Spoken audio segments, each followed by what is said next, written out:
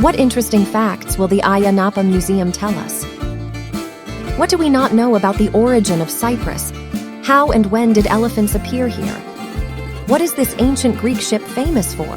See more about it below. We will tell you about some interesting facts, which you can learn more about in the museum. So, for example, did you know that another 10,000 years BC, hippos and elephants lived in Cyprus? It is believed that they crossed to the island from Africa about 6 million years ago, when the ancient straits between the Mediterranean Sea and the Atlantic Ocean disappeared and the sea began to dry up. At this time, many islands connected with the continent.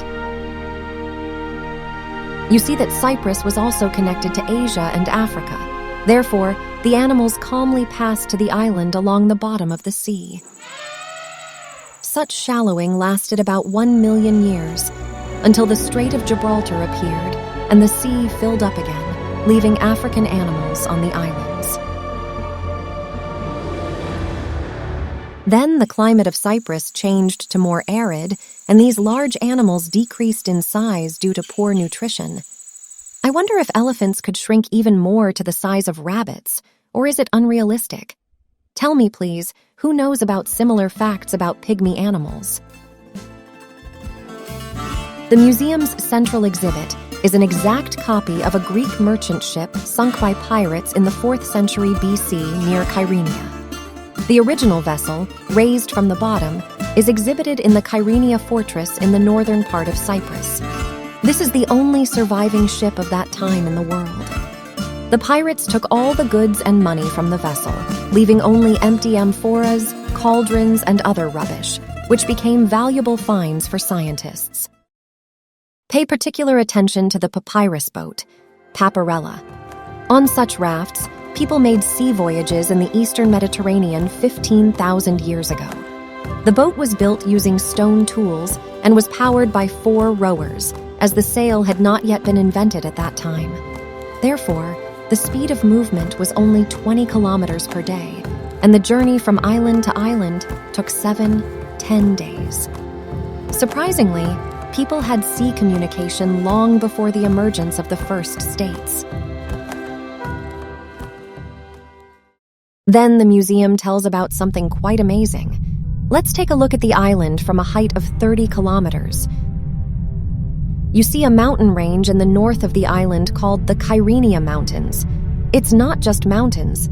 This is the edge of the Eurasian tectonic plate that has come out of the ground. 90 million years ago, there was a sea here. Due to the approach of the African plate to the Eurasian one, in the space between them at the bottom of the sea, the Troodos volcano was formed, which gradually erupted underwater and filled the bottom with lava.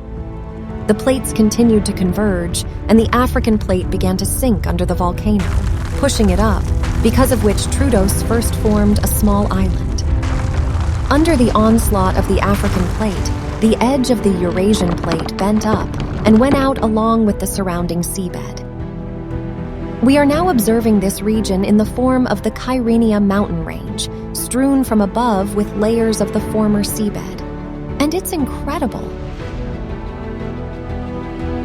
Thus, in the space between the two plates, Cyprus appeared.